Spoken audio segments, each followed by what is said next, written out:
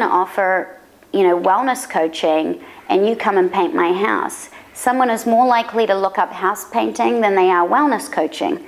So the play there is always keep keywords within what you're describing, and get listed in there in as many unique places as possible: buying and selling, trades and services, bartering. And when you offer something for sale on Craigslist, you can put at the bottom keywords where you can simply list all sorts of different things related to the service you're offering or selling. Now, a word of warning: if you start using things that are completely not related, someone will go in and blackball you from Craigslist. So it has to be relative to the service that you're offering. If I'm selling a refrigerator, I'm not going to put in there massage therapist in my keywords. Someone will say this is a scam, and once you get hit as a scam, it is incredibly difficult to list again. So be realistic with what you're putting in there, and make sure that when you describe what you're selling in an ad on Craigslist, that you are selling the experience that someone is going to have. People want to feel good about what they're buying. People want to feel like, okay, well, I'm gonna call this person, but I'm not entirely sure. It sounds okay, but I don't know. Sell it as, you've got to make people feel comfortable. And people feel comfortable in groups. Craigslist is good if it is an event. I personally would not call a massage therapist off of Craigslist. I would be very concerned at who I would be going to or who would be coming to my home. So you really need to think about not only your own personal safety with, are you comfortable with doing it, but would people be comfortable with coming into your home? So be realistic with your expectations, make it safe for people, and obviously there are certain things that you wouldn't want to say in an ad, like it is safe, because that is a great big red flag for people. So be realistic with what you're offering. I would suggest not offering the personal services, but personal event, the events. Party planning is safe. Offer to go to a neutral place to discuss those things. It's about everyone being safe.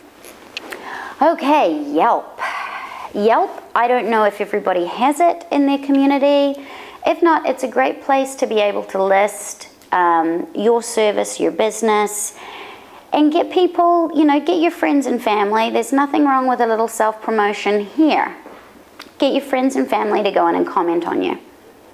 It's always nice to have people, customers are even better, but before you've got the customer base that are willing to go in and write references or write their experience, get your friends and family to do it. And if you remember back, we talked about doing these survey cards. Get them to write a little testimonial about the class they experienced and put that up in your Yelp, because they're not going in trying to remember what the experience is. It's a testimonial directly from, and following the event that you've hosted. It seems much more real. People can tell whether or not someone's just writing fluff pieces for family members. So really make it relative to what it is that you do. If I've taught an aromatherapy class, and I'm not an aromatherapist, so that's bad, and I all of a sudden a week later say, oh, can you write me something about the class? People aren't going to write from the emotional response of the experience. They are going to write from their memory and try to make it sound like it's from their experience. We're all smart consumers. We know the difference.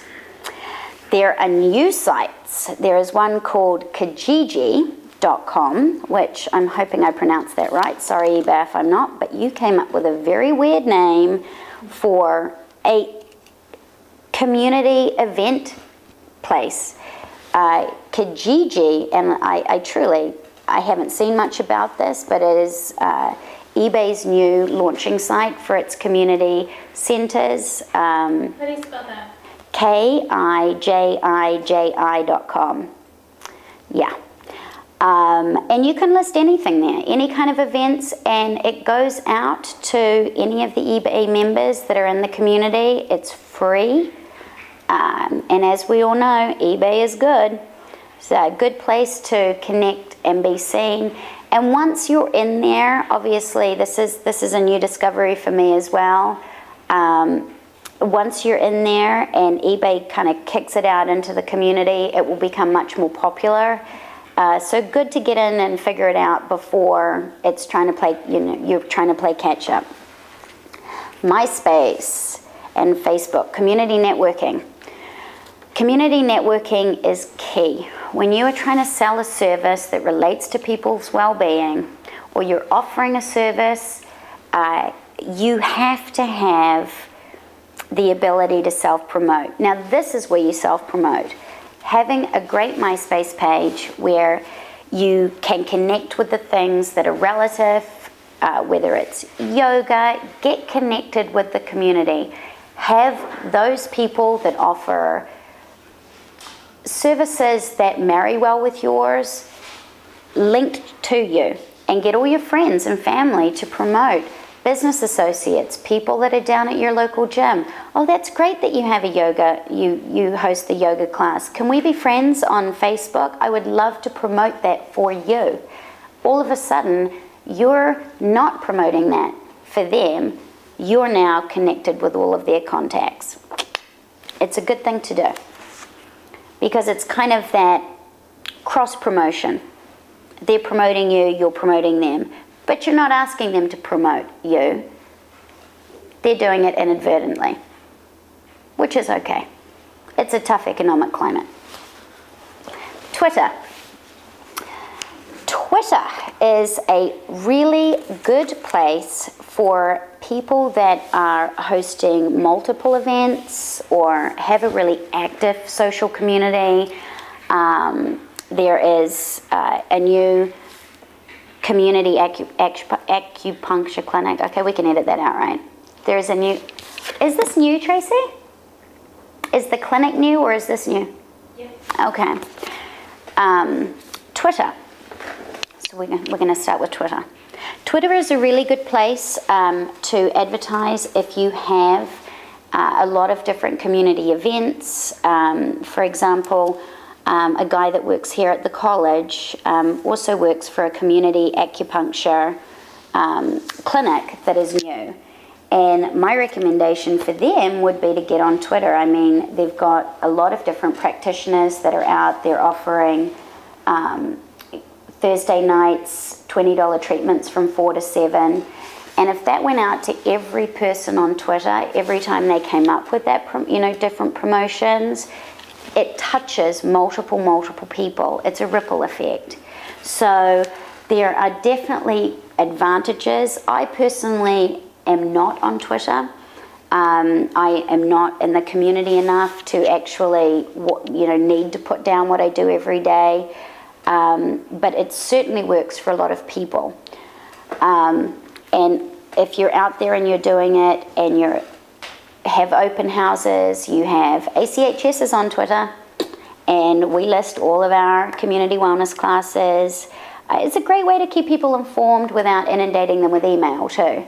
They can simply, get an update. They're following you. They know, oh, you know what, ACHS is having a community wellness class, and they can come if they want because they're already a friend of yours or they're already following you on Twitter.